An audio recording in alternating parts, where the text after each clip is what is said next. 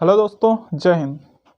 दोस्तों, आज हम लोग पढ़ने वाले हैं गोलकनाथ बनाम भारत संघ का केस और इससे संबंधित और भी महत्वपूर्ण जानकारियाँ। दोस्तों, हम लोग संविधान का एक मुद्दा उठाए हैं और इसका अच्छी तरह से इसके बारे में जानेंगे। तो जो गोलकनाथ हैं, ये दो भाई थे, गोलकनाथ ब्रदर्स। दोस्तों, मेरा एक केस उठाने का मुद्दा कुछ और है। आप समझिए, जो हमारा संविधान है, भारतीय संविधान, आप जानते हैं 1950 में बना। 26 जनवरी 1950 को संपूर्ण रूप से लागू हुआ। हालांकि बन गया था 26 नवंबर 1949 को, थोड़ा बहुत लागू भी हुआ था कुछ भाग संपूर्ण 50 में, तो हम उस बात को छोड़ते हैं। हमें पता है कि 1950 में हमारा संविधान बन के लागू हो गया। अब बात ये आई कि हाँ, संविधान हमारा बना, लिखा हुआ है, उसके बाद लागू हो गया। लेकिन जब हम आगे चल के उसको अपने जीवन में उतारते हैं, फिर उसमें कुछ कठिनाइयाँ उत्पन्न होती हैं, कुछ प्रॉब्लम्स आते हैं। तो उसके लिए क्या हुआ, संविधान संशोधन होते गए। हमारी आखिर संविधान में है क्या, हमने संविधान क्यों बनाया। जो 1947 तक हम लोग अंग्रेजों के अधीन थे। जब हम लोग आज़ाद हुए 1947 में, तब आज़ाद होने का मतलब क्या है कि मतलब हम अपने मन मुताबिक अपना जीवन यापन कर सकें और हर गवर्नमेंट जॉब में या फिर सरकारी क्षेत्रों में हम अपना अधिक से अधिक योगदान दे सकें, जो कि अंग्रेजों के समय हम नहीं कर पाते थे। हम गवर्नमेंट जॉब नहीं ले पाते थे और कुछ अन्य सुविधाओं से वंचित थे। तो हम लोग इसलिए आज़ाद हुए या फिर आज़ादी पाई हम लोगों ने संघर्ष करके। ऐसे नहीं मिली आज़ादी, बहुत ही संघर्ष करने पड़े हमारे नेताओं को। तो आज़ादी मिलने के बाद हमारा संविधान लिखा गया कि कैसा हमारा देश चलेगा, किन किन कानूनों से चलेगा, और उन कानूनों का संकलन करके संविधान बनाया गया। संविधान में बेसिक हम लोगों के लिए मूल अधिकार है। मूल अधिकार जो कि मनुष्य को स्वतंत्र करने के लिए सबसे बड़ा हथियार है, मौलिक अधिकार। कौन से मौलिक अधिकार? जी हाँ दोस्तों, ये संविधान के भाग 3 में जो मौलिक अधिकार हैं, फंडामेंटल राइट बोलते हैं इनको हम। ये मौलिक अधिकार संविधान के भाग 3 में है। भाग 3 में है और अनुच्छेद 12 से आर्टिकल 12 से 35 तक है। तो ये जो दोस्तों हैं हमारे भाग 3 में फंडामेंटल राइट है। अगर ये नहीं है तो दोस्तों हम स्वतंत्र नहीं हैं, और हमारे स्वतंत्र होने का कारण ओनली हमारे फंडामेंटल राइट हैं, जो कि संविधान निर्माताओं ने अच्छे से संकलन पढ़ करके और अध्ययन करके यहाँ पर संकलित किया है, व्यवस्थित किया है। अब दोस्तों बात ये आती है कि ठीक है, ये हमारे फंडामेंटल अधिकार हैं या मूल अधिकार हैं।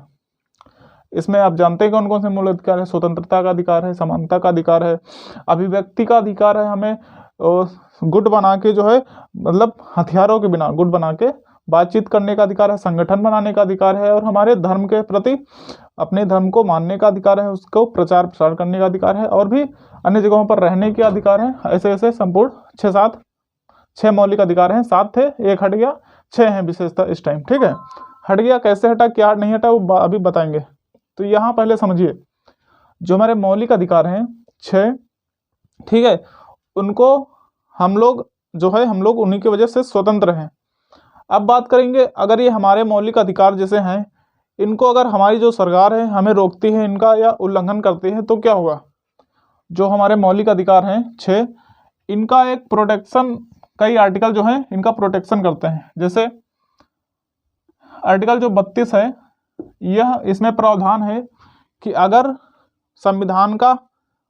अगर सरकार कोई भी ऐसा नियम बनाती है या फिर कोई व्यक्ति जो हमारे मूल अधिकारों को उल्लंघन करता है, हमारे मूल अधिकारों का उल्लंघन करता है, तो हम आर्टिकल 32 के तहत डायरेक्ट सुप्रीम कोर्ट में जा सकते हैं।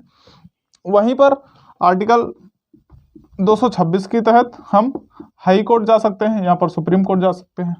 तो ये दो हमारे जो है एक तरह से संविधान का जो हमारे मौलिक अधिकार हैं उनके ये रक्षक हैं, दोनों आर्टिकल। साथ ही में एक आर्टिकल और है, आर्टिकल 13। आर्टिकल 13 का क्लॉज 2 खासकर, ठीक है, ये जो आर्टिकल है ये भी आर्टिकल 32 की तरह ही तगड़ा और महत्वपूर्ण है। ये भी इतनी ही रक्षा करता है जितना ये करता है। इसका लेकिन सेंस दूसरा है। समझिए, इसका सेंस क्या है। जैसे ये बोलता है, जहां से तुम्हारा इलाका स्टार्ट होता है वहीं से तुम समाप्त हो जाओगे। यानी हमारा जो मूल अधिकार है, हमारे मूल अधिकारों को, अगर ये कहता कि अगर कोई कानून हमें सीमित करता है, हमारे मूल अधिकारों को सीमित करने की कोशिश करेगा तो वहीं खत्म हो जाएगा, ऐसा ये कहता है आर्टिकल 13। सीधा मतलब ये समझिए कि सरकार या संसद या गवर्नमेंट ऐसा कोई भी नियम बनाएगी जो हमारे मूल अधिकारों को सीमित करता हो या फिर वहाँ पर बाउंडेशन करता हो कि हाँ यहाँ तक तुम्हारे मूल अधिकार खत्म है, तो वहीं पर वो जो कानून बना हुआ है वह शून्य हो जाएगा। कुछ समझे बात? फिर से समझिए, थोड़ा ये पेचीदा मामला है लेकिन आपको समझना पड़ेगा। अब अगर आप समझ गए तो कहानी आपको बहुत ही इंटरेस्टेड लगेगी।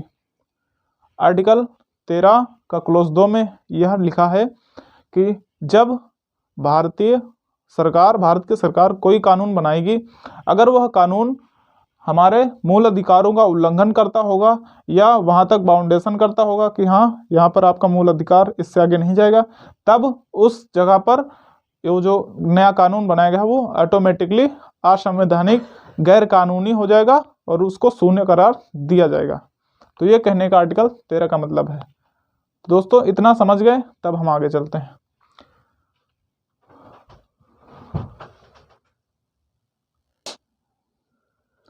दोस्तों आप ये समझ गए ना आर्टिकल 13 का क्लोज 2।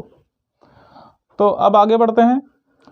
आप समझ गए कि भाग 3 में हमारे मौलिक अधिकार हैं। फिर आगे चलते हैं, जो हमारे डीपीएसपी हैं। डीपीएसपी क्या है? डीपीएसपी जो है भाग 4 में अनुच्छेद 36 से 51 तक, डीपीएसपी जो है भाग 4 में अनुच्छेद 36 से 51 तक हैं। और डीपीएसपी क्या करता है? यह राज्य के लिए कानून बनाएगा, राज्य जो है जनता के लिए कानून बनाएगा जो हमारे मौलिक अधिकारों का, मतलब मौलिक अधिकारों के लिए उचित होगा। जैसे कि मौलिक अधिकार में हमारा एक शिक्षा का अधिकार भी आता है, ठीक है। तो हम राज्य ऐसा प्रावधान करेगा कि हर जगह, हर कॉलेजों में, हर स्कूलों में जो है 6 से 14 साल के बच्चों को निःशुल्क एवं उचित, निःशुल्क एवं अनिवार्य शिक्षा का प्रावधान किया गया। इसी तरह वगैरह वगैरह जो कानून बनाए जाते हैं वो डीपीएसपी के तहत ही बनाए जाते हैं। जैसे जो डीपीएसपी है यह मूल अधिकारों को पूर्ण करने के लिए कानून बनाएगा, ऐसा डीपीएसपी में उल्लिखित है। लेकिन ये नहीं है कि डीपीएसपी में ये लिखा है कि यह कानून बनेगा और नहीं बना तो आप सुप्रीम कोर्ट जा सकते हैं। मेरे कहने का मतलब है अगर आपके फंडामेंटल राइट का उल्लंघन हुआ है, आप सुप्रीम कोर्ट जा सकते हैं, हाई कोर्ट भी जा सकते हैं। लेकिन अगर डीपीएसपी में लिखा है कि यह रोड इतने दिन में बनेगी और वो नहीं बनी, तब आप कोर्ट में नहीं जा सकते हैं। ये प्रावधान है, ठीक है। तो उम्मीद करता हूँ डीपीएसपी भी समझ में आ गया होगा। अब बात करते हैं हम कहाँ पर थे, अपने गोलकनाथ बनाम पंजाब राज्य, इस केस पर थे। तो मेरा केस के संबंध में ये आर्टिकल बताने का कुछ था, क्योंकि ये आर्टिकल भी बीच में आएंगे तो आप समझ जाइए कि इसमें आखिर क्या था। तो बात करेंगे गोलकनाथ बनाम पंजाब राज्य। तो गोलकनाथ जो है यह असल में 2 ब्रदर्स थे। गोलकनाथ नाम के 2 ब्रदर्स थे, एक का नाम था हेनरी और एक का नाम था विलियम। हेनरी गोलकनाथ और विलियम गोलकनाथ। यह पंजाब राज्य के जो है जलंधर डिस्ट्रिक्ट पड़ता है, वहाँ के रहने वाले थे, पंजाब राज्य के। और इनके पास असल में दोनों भाइयों के पास 500 एकड़ ज़मीन थी। कितनी थी? 500 एकड़ ज़मीन। और वो जो 500 एकड़ ज़मीन थी वह सरकार ने अपने कब्जे में कर ली। कैसे कर ली? क्योंकि इसमें लिखा है मूल अधिकार में समानता का अधिकार। और हम देखते हैं कि हमारे यहाँ किसानों पे कहीं कहीं पर किसी किसी के पास 500 एकड़ ज़मीन है, 200 एकड़ ज़मीन है, किसी किसी के पास 100 बीघा, 1 बीघा भी नहीं है। इसी तरह इसको समान करने के लिए, क्योंकि आर्टिकल हमारे फंडामेंटल राइट हैं, समानता के अधिकार है, हमें समान होना है, इसीलिए राज्य यह कार्य करेगा कि जिनके पास ज़्यादा ज़मीन है उनसे छीन करके जिनके पास नहीं है उनको दे। इसी तरह से तो बराबरी आएगी ना।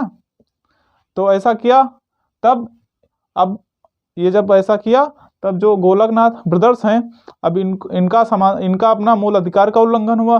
फिर ये कोर्ट गए, सुप्रीम कोर्ट। कौन कौन से किस तथ्य पर लेकर गए, किस आर्गूमेंट पर, वो भी बताएंगे। चलिए उनको भी बताते हैं कि आखिर गोलकनाथ जो हैं गए सुप्रीम कोर्ट, उनके तथ्य क्या थे, किस तथ्य पर गए, उनका तथ्य ये था कि हमारा जो है मूल अधिकार आर्टिकल 13 क्लॉज 2 इसका उल्लंघन हुआ है, प्लस हमारा जो संशोधन हुआ था 17वां संविधान संशोधन, उसको जो है खारिज किया जाए। अब बात आएगी 17वां संविधान संशोधन ये क्या है, उसको समझना पड़ेगा। बहुत पेचीदा मामला है दोस्तों, इसको समझने के लिए थोड़ा संघर्ष करना पड़ेगा। आप अगर बोर हो रहे हो तो वीडियो पॉज करके आप अपना मुंह धुल आइए, फिर से आइए, ठीक है। तो चलिए शुरू करते हैं। इनका आर्गुमेंट क्या था, किस बेस पर ये गए थे।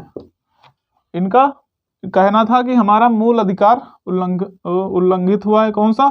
आर्टिकल 13 का क्लॉज 2, इसके बेस पर गए, प्लस 17वां संविधान संशोधन को खारिज करने का आग्रह किया। तीसरा क्या था? संपत्ति का अधिकार।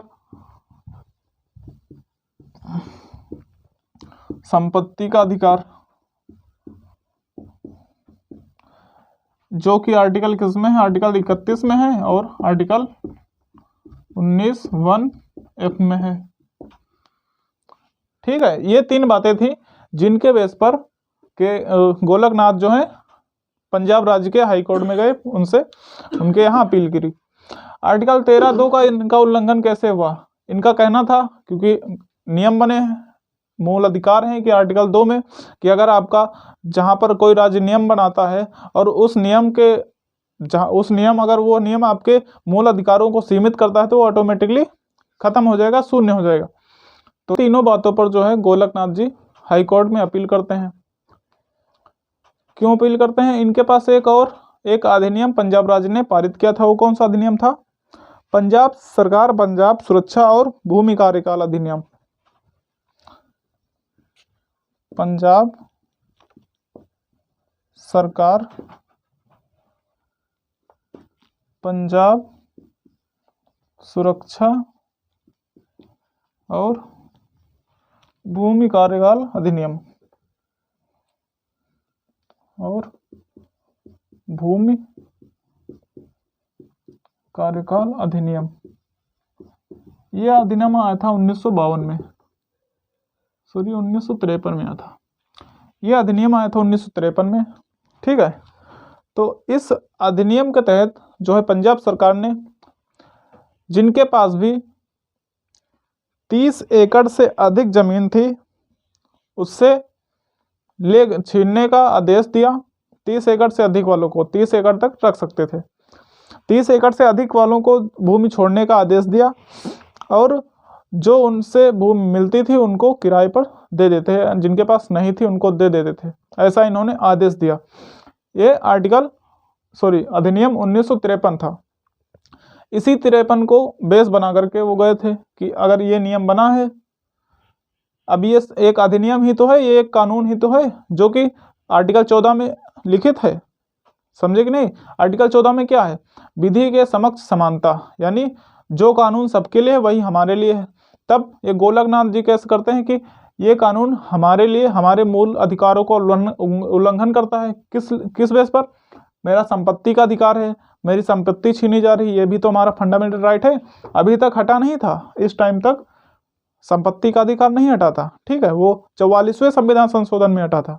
अभी तो ये इसके बाद 24वां संविधान संशोधन होगा, अभी कहाँ हटेगा। ठीक है दोस्तों, पंजाब सरकार पंजाब सुरक्षा भूमि कार्यकाल अधिनियम 1953 यह जो है 17वें संविधान संशोधन के तहत लाया गया था। कब लाया गया ये अधिनियम? 17वां संविधान संशोधन। अब आप समझिए संविधान संशोधन आर्टिकल 368 में है।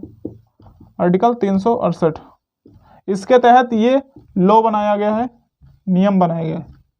जब ये संशोधन किया गया तब ये अधिनियम या नियम बना। ठीक है, और जो आर्टिकल 368 है ये संशोधन करके तभी तो ये अधिनियम बना है। अब ये एक तरह से लॉ बन गया है। अब ये लॉ बन गया है, अब इनका मूल अधिकार उल्लंघन हो गया है, तब ये हाई कोर्ट पहुंचे हैं। अब बात करते हैं आगे कि हाई कोर्ट में इसका क्या फैसला या क्या निर्णय होता है।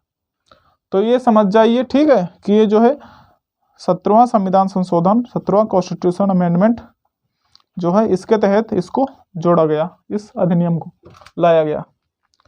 फिर आगे समझते हैं दोस्तों।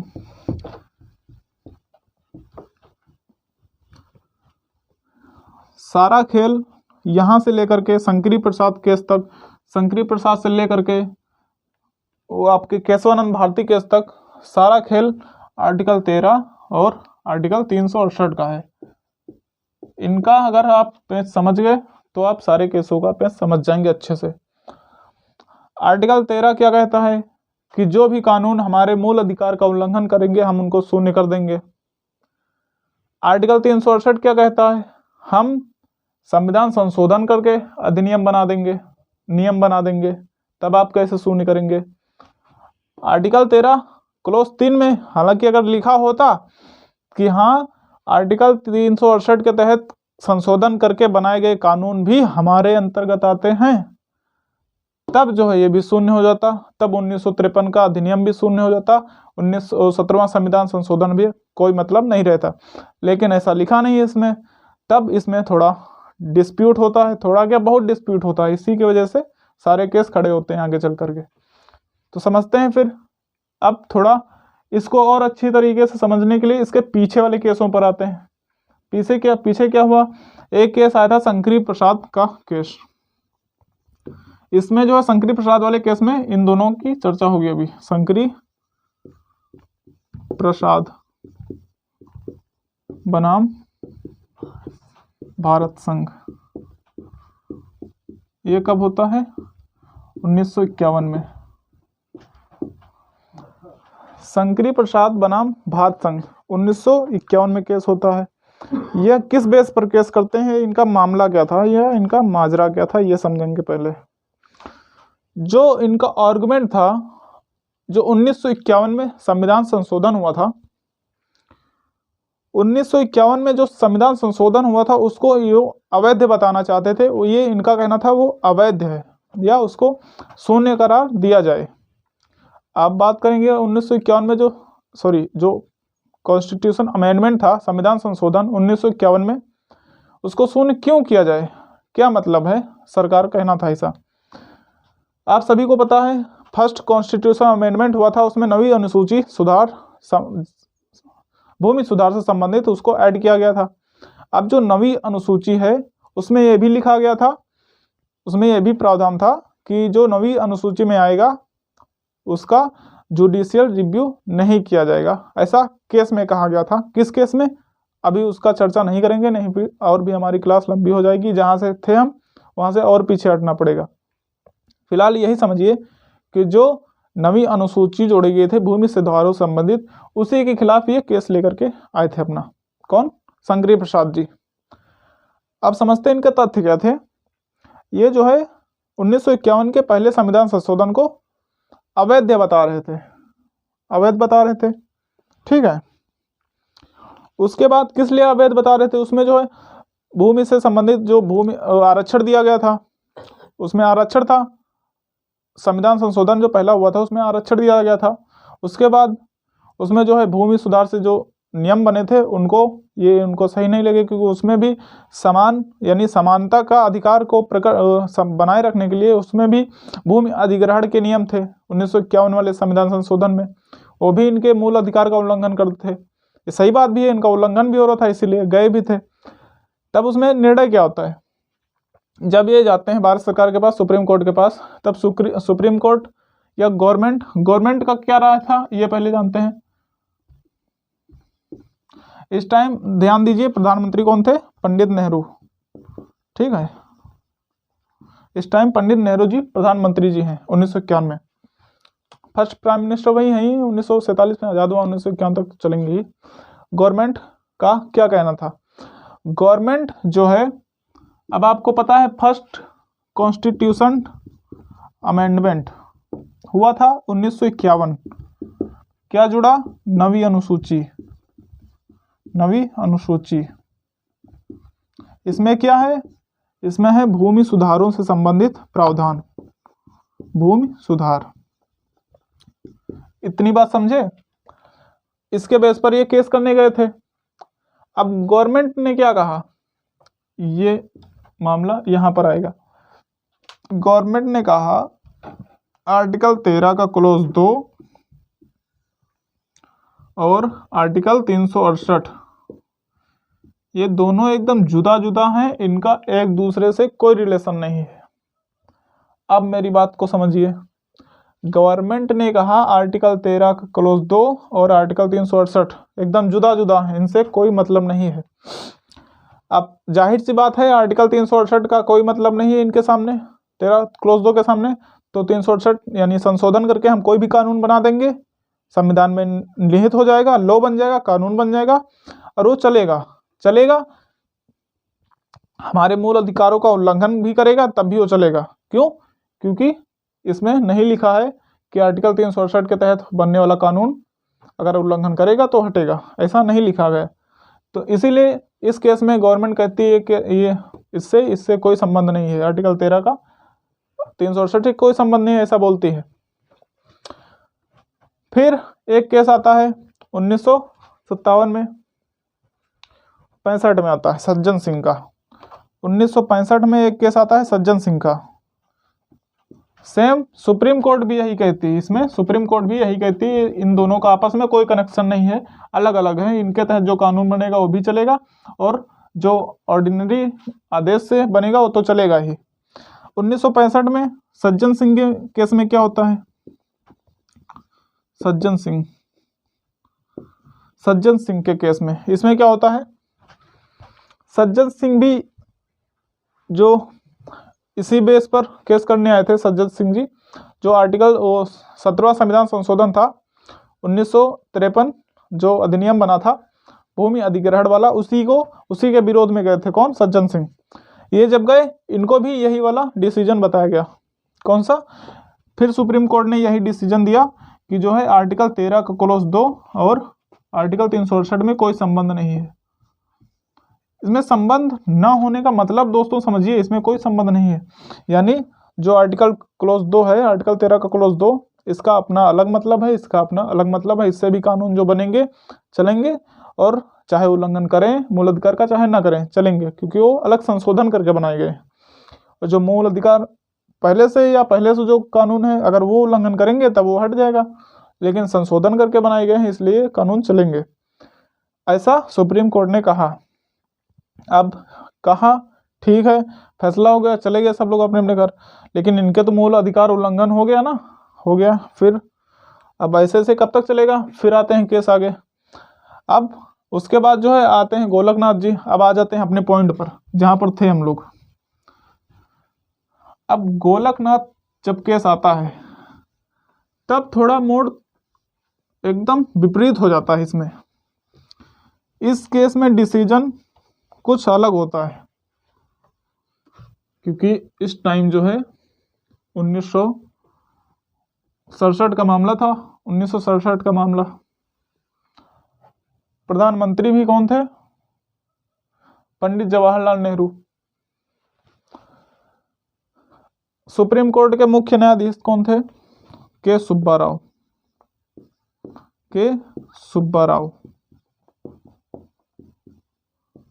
सुब्बाराव इस टाइम सीजीआई थे। कौन थे? के सुब्बाराव। अब निर्णय क्या था दोस्तों, इसके बारे में जानने की आपको बहुत ही इच्छा होगी कि क्या निर्णय हुआ था इस केस में। न्यायमूर्ति आपके के सुब्बाराव थे। इन्होंने जो है संविधान संशोधन 17वां जो संविधान संशोधन था उसको नील कर दिया। नील कैसे कर दिया? इस केस में गोलकनाथ बनाम पंजाब राज्य में इसमें निर्णय ये लिया, अभी तक 1965 में और 1991 में क्या निर्णय था, इससे कोई संबंध नहीं है। लेकिन इस केस में क्या हुआ, सुप्रीम कोर्ट ने क्या कहा समझिए दोस्तों। ये आपका समझ लिए 368 है, ये आपका 13 है, आर्टिकल 13 का क्लोज 2, 13 समझिए, सीधा 13 आर्टिकल समझिए, और ये क्या है आपका 368।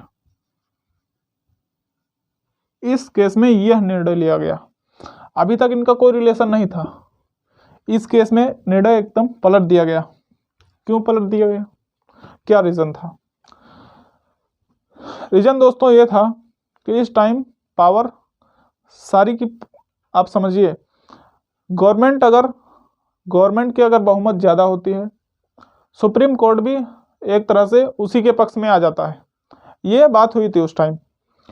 ऐसा होता है, जनरली ऐसा होता है, अगर आपकी गठबंधन की सरकार है तो सुप्रीम कोर्ट अपने मन से चलेगी और अपने ताकत का फैसला सही करेगी, मतलब ऐसे ही अपनी ताकत का रौब दिखाएगी। लेकिन इस टाइम गवर्नमेंट बहुमत से थी, इसीलिए सरकार भी उसके पक्ष में जाना, सुप्रीम कोर्ट भी उसके पक्ष में जाना सही समझी। सही भी था, क्योंकि अगर ये ऐसा नहीं किया जाता तो सामाजिक न्याय बरकरार नहीं हो पाता।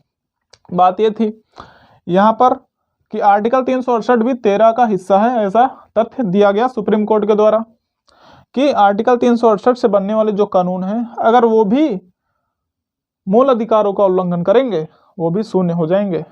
अतः आर्टिकल 13 के अंडर में वो भी आते हैं। आर्टिकल 13 की निगाहों से वो भी परे नहीं है। कौन? आर्टिकल 368। तो बात ये समझिए कि आर्टिकल 368 भी अब कहीं नहीं जा सकता, 13 के अंदर के बाहर, यानी 13 के बाहों के बाहर वो भी नहीं जा सकता। अगर आर्टिकल 368 में संशोधन करके भी कानून बनाए जा रहे हैं और वो भी मूल अधिकारों का उल्लंघन करेंगे, शून्य हो जाएंगे आर्टिकल 13 के क्लॉज 2 के तहत। ऐसा डिसीजन इस केस में लिया गया। फिर बात करेंगे आगे। उसके बाद क्या होता है दोस्तों? उसके बाद दोस्तों ये फैसला होता है। तो दोस्तों फैसला क्या होता है कि आर्टिकल 13 के अंतर्गत ही 368 के कानून आएंगे, अगर वो भी मूल अधिकारों का उल्लंघन करेंगे तो शून्य ऑटोमेटिक हो जाएंगे। ये फैसला लिया गया। और ये फैसला जो है अब तक की कब तक की, जब ये केस आया तब तक की सबसे बड़ी बेंच बैठी थी 11 जजों की, जिसमें 6-5 से निर्णय आया था। 6-5 से आपका निर्णय आया था। तो ये बात रही गोलकनाथ बनाम पंजाब राज्य की, ये केस था। इससे भी कई सुधार हुए हमारे संविधान संशोधन में। फिर आगे चलकर इसका भी केशवानंद भारती दोस्तों केशवानंद भारती केस में इसका भी निर्णय फिर से उठाया जाएगा। यहाँ पर बैठी 11 जजों की बेंच, अब इस केस को फिर से वहां उठाया जाएगा। यहाँ पहले से ही 11 जजों ने इसका निर्णय किया है, जाहिर सी बात है अब अगला निर्णय इससे भी बड़ा होगा, तभी तो ये लिया जा रहा है इसका। तो वहां पर 13 जजों की बेंच बैठेगी, इससे बड़ी बेंच बैठेगी। तो किसी और दिन उसकी चर्चा करेंगे, अभी इसी केस तक हम लोग समझेंगे। तो उम्मीद करता हूँ इतनी बात आपको समझ में आई होगी। और आप ये ध्यान रखना कि जो 17वां संविधान संशोधन था 1964 में आया था। 17वां कॉन्स्टिट्यूशन अमेंडमेंट 1964 में आया था। और जो 1953 का पंजाब राज्य वाला अधिग्रहण वाला नियम था, जमीन वाला, वो भी इसी संशोधन के तहत जोड़ा गया था। ठीक है, अब बात समझेंगे कि ये निर्णय हो गया। निर्णय इसमें क्या हुआ, 13 जो है आर्टिकल 368 को अपने अंडर में लेता है और 11 जजों की बेंच बैठी थी, 6-5 से निर्णय हुआ था। आपके सुप्रीम कोर्ट के सीजीआई उस टाइम कौन थे? के सुब्बाराव जी थे। तो ये आपकी जो है गोलकनाथ बनाम पंजाब राज्य का केस यहाँ पर खत्म होता है। अभी यहीं पर खत्म नहीं होता है, अभी और आगे इसके केस निकलते हैं, जैसे कि अभी शंकरी प्रसाद जी का केस निकला, सज्जन सिंह का केस निकला, इसी तरह के बहुत सारे अनेकों केस निकलेंगे, जो एक एक करके 2-2 करके हम आपको इसी तरह जानकारी देते रहेंगे। और ऐसे ही अच्छे महत्वपूर्ण वीडियो देखने के लिए हमारे चैनल को सब्सक्राइब कर लीजिए और बेल आइकन प्रेस कर लीजिए ताकि नोटिफिकेशन आती रहे। बाकी फिर मिलेंगे नेक्स्ट वीडियो में। धन्यवाद।